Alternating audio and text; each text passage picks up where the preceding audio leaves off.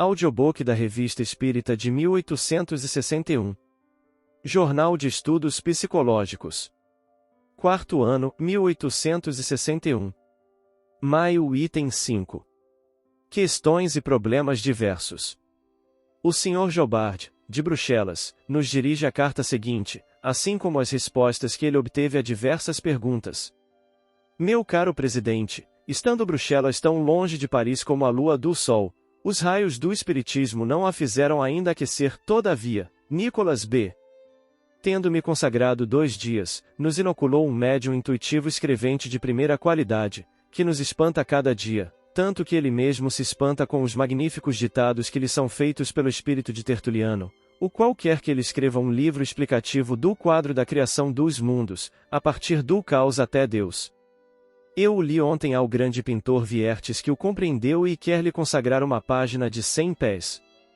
Não ouso vos enviar esses sublimes ditados antes que não estejais assegurado da identidade do personagem. Deles junto somente 2 ou 3 migalhas que venho de extrair dos rascunhos mediúnicos que conservo preciosamente. Chamamos Cabanis o materialista, que é tão infeliz quanto o vosso ateu, e todos os outros quebradores de lápis. Chamais, pois, Henri Mondeux para saber a longa fileira de matemáticos que ele deve ter habitado. Todo o mundo quer que se descubra Jude, o assassino do Sr. Poinsot. A reedição de Gaët nos foi anunciada 8 dias antes. Tenho também a ordem de escrever um livro, mas não sei por onde começar, não sendo e não podendo tornar-me médium escrevente, sob o pretexto de que não tenho necessidade de torná-lo mais. O vosso discurso de Lyon está admirável, eu o fiz ler aos humanimais mais avançados de nossa lua, quase não os há ali, ai de mim. Quando poderei ir me aquecer ao vosso sol? Adeus, caro mestre. Jobard. P. Os magos, os sábios, os grandes filósofos e os profetas antigos, não eram médiuns? Rua evidentemente, sim, o laço que os unia às inteligências superiores agia sobre eles, e lhes inspirava nobres pensamentos, sem falar de sua superioridade própria, que lhes permitia emitir apreciações mais exatas. Eles comunicavam aos espíritos encarnados ideias que pareciam profecias, porque as profecias não são senão comunicações vindas de grandes espíritos, e, como aqueles possuem uma parte dos atributos divinos, as ideias anunciadas tinham um caráter de adivinhação, e forçosamente se realizaram nos tempos e nas épocas indicadas. A mediunidade é, pois, um favor para aqueles que a possuem? R. O verdadeiro médium, que não faz ofício desse dom sublime, deve, evidentemente, se tornar melhor. De outro modo, como isso seria, quando a cada instante pode receber impressões tão favoráveis ao seu progresso no caminho do bem? As ideias filosóficas que ele emite, não só pelo seu próprio espírito, mas ainda, e sobretudo, por nós, são retificadas naquilo em que a sua inteligência, muito fraca, mal poderia compreender e mal enunciar. Nota do Sr. J. Segue-se dessas respostas cheias de justeza, que os bons médiuns, se multiplicando, a raça humana se melhorando por eles, acabará por levar, num tempo dado, ao reino de Deus sobre a terra. P. Nas estatísticas do crime, nota-se que os operários que trabalham o ferro ali raramente figuram. É que o ferro teria alguma influência sobre eles? R. Sim, porque nesse trabalho manual de transformação da matéria, há alguma coisa que deve levar o espírito menos bem dotado, uma influência magnética age sobre ele. O ferro é o pai de todos os minerais, é o mais útil ao homem, e representa para ele a vida de todos os dias, ao passo que os metais que chamais ricos representam, para todos os espíritos de baixo estágio, a fonte da satisfação de todas as paixões humanas. Esses são os instrumentos do espírito do mal. P. Todos os metais podem, pois, se mudar uns nos outros, como certos sábios o pretendem? R. Sim, mas essa transformação não se faz senão com o tempo. P. E o diamante? R. Foi do carbono, desligado da fonte que o produziu ao estado gasoso, e que foi cristalizado sob pressões que não podeis apreciar. Mas, dessas perguntas, não as posso responder. Tertuliano. Nota ao Sr. J. Geralmente, os espíritos se recusam a responder às perguntas que poderiam fazer a fortuna de um homem sem o trabalho, cabe a ele procurá-la, Porque as suas pesquisas fazem parte das provas que deve suportar na penitenciária que temos de atravessar. É provável que os espíritos não saibam mais do que nós sobre as descobertas a serem feitas, podem bem pressentir como nós, podem nos guiar em nossas pesquisas, mas não podem nos evitar o prazer ou as dificuldades de procurar. Isso não é menos agradável. Quando queremos ter uma solução, obter a sua aprovação que podemos olhar como uma confirmação. Nota. Vede, sobre o objeto da nota acima, o Livro dos Espíritos, no 532 e seguintes, o Livro dos Médiuns, capítulo das evocações, perguntas que se podem dirigir aos espíritos, no 73 e seguintes. Nota do Sr. Allan Kardec. A carta do Honorável Confrade é anterior à publicação do número do mês de março da revista, onde inserimos o artigo do Sr. Poinsot. Quanto a Henri Mondeux, diversas explicações foram dadas, a seu respeito, na sociedade, mas as circunstâncias, não tendo permitido ainda completar a sua evocação, é o motivo pelo qual com ele não falamos. O pedido que nos fez o Sr. Jobard, de nos assegurar da identidade do espírito que se comunicou sob o nome de Tertuliano, nós lhe respondemos, em tempo, o que dissemos a esse respeito em nosso livro O Livro dos Médiuns. Não se poderia aí ter provas materiais da identidade do espírito de personagens antigas, quando se trata, sobretudo, de um ensinamento superior. O nome não é, o mais frequentemente, senão um meio de fixar as ideias, tendo em vista que, entre os espíritos que vêm nos instruir, o número daqueles que são desconhecidos sobre a terra, incontestavelmente, é o maior. O nome é, antes, um sinal de analogia do que um sinal de identidade. Não é necessário, a ele, ligar senão uma importância secundária. O que é preciso considerar, antes de tudo, é a bondade e a racionalidade do ensinamento, se não desmente em nada o caráter do espírito do qual leva o nome, se está à sua altura, isso é o essencial, se for inferior, a origem deve ser suspeita, porque um espírito pode fazer melhor, mas não pior do que em sua vida, tendo em vista que ele pode ganhar, mas não perder o que adquirira. As respostas seguintes, consideradas sob tal ponto de vista, nos parecem confessáveis por Tertuliano, de onde concluímos que pode ser ele, sem poder afirmá-lo, ou um espírito de sua categoria que tomou o seu nome para indicar a classe que ocupa. As perguntas e as respostas seguintes nos foram endereçadas por um dos nossos confrades de São Petersburgo. 1. Eu gostaria de me dar conta de qual pode ser a destinação da beleza no universo. Não é senão um escolho que serve às provas? RCRS em tudo que se espera, espera-se tudo que se ama, ama-se tudo que é belo. Portanto, a beleza contribui para fortificar a fé. Se, frequentemente, ela se torna uma tentação, não é por causa da beleza em si mesma, que é um atributo das obras de Deus, mas por causa das paixões que, semelhantes às arpias, fenecem tudo que elas tocam. 2. E que dirás do amor? É um benefício de Deus quando germina e se desenvolve num coração não corrompido, casto e puro. É uma calamidade quando as paixões a ele se misturam. Tanto ele eleva e depura no primeiro caso, quanto perturba e agita no segundo. É sempre a mesma lei admirável do eterno, de beleza, amor, lembrança de uma outra existência, talentos que trazeis ao nascer. Todos os dons do Criador podem se tornar venenos ao sopro envenenado das paixões que o livre-arbítrio pode conter ou desenvolver.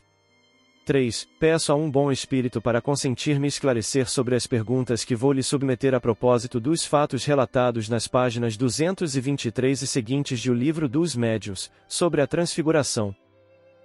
Pergunte.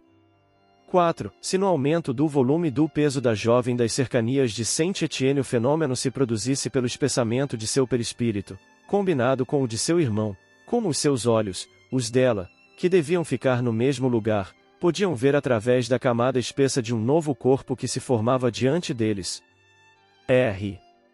Como veem os sonâmbulos, que têm as pálpebras fechadas, pelos olhos da alma. 5. No fenômeno citado, o corpo aumentou. No fim do capítulo 8, está dito que é provável que, se a transfiguração ocorresse sob o aspecto de uma criança, o peso teria diminuído em proporção. Não posso me dar conta, segundo a teoria da irradiação e da transfiguração do perispírito, que possa tornar menor um corpo sólido. Parece-me que este deveria extravasar os dois perispíritos combinados.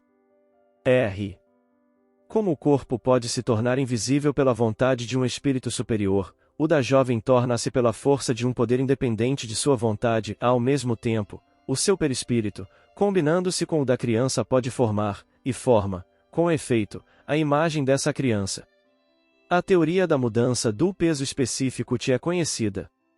6. O Espiritismo, depois de ter dissipado as minhas dúvidas, uma a uma, e consolidado a minha fé em sua base, deixa-me uma questão não resolvida, que eis, como os espíritos novos que Deus cria, e que estão destinados a se tornarem, um dia, puros espíritos, depois de terem passados pelo burel de uma multidão de existências e de provas, saem tão imperfeitos das mãos do Criador, que é a fonte de toda a perfeição, e não se melhoram gradualmente senão afastando-se de sua origem.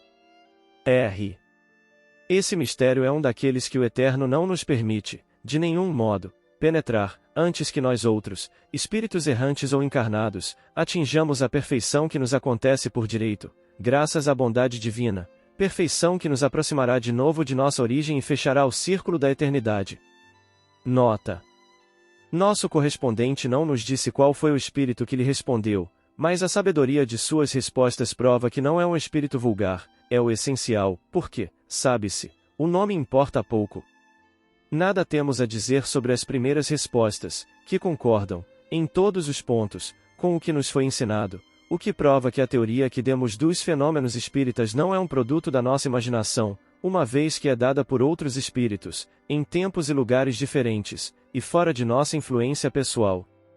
Só a última resposta não resolve a questão proposta, vamos tratar de completá-la.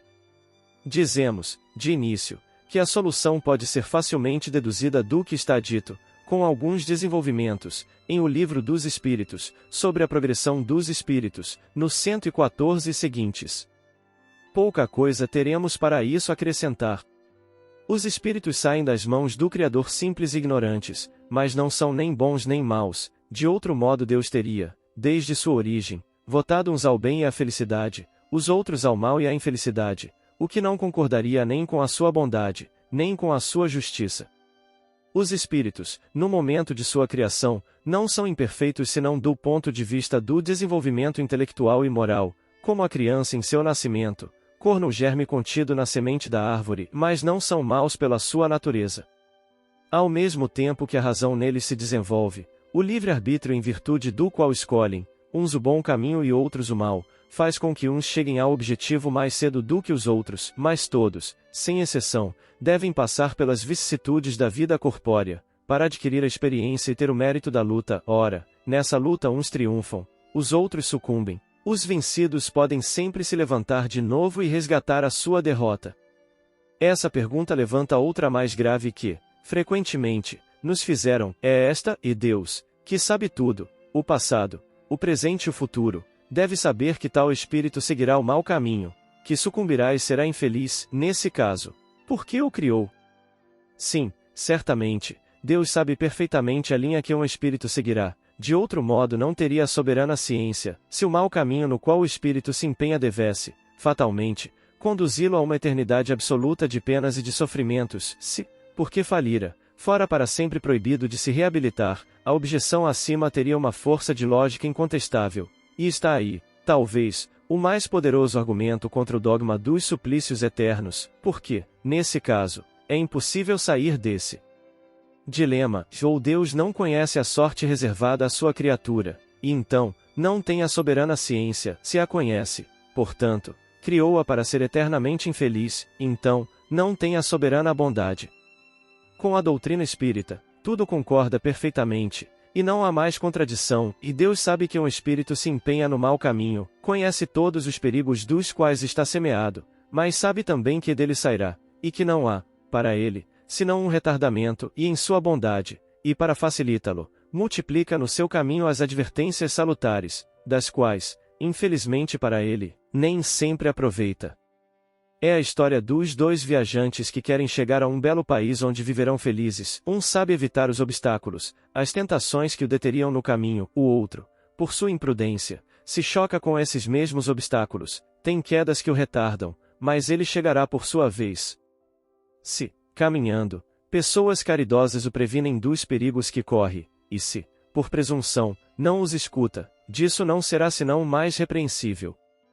O dogma da eternidade absoluta das penas é atacado vivamente de todos os lados, não somente pelo ensino dos espíritos, mas pela simples lógica do bom senso. Sustentá-lo é desconhecer os atributos mais essenciais da divindade, é contradizer-se a si mesmo, afirmando de um lado o que nega de outro. Ele cai, e as fileiras de seus partidários se esclarecem cada dia, de tal sorte que, se precisasse nisso crer absolutamente para ser católico, não haveria logo mais verdadeiros católicos, não mais do que haveria hoje se a Igreja tivesse persistido em fazer um artigo de fé do movimento do Sol e dos 6 dias da criação.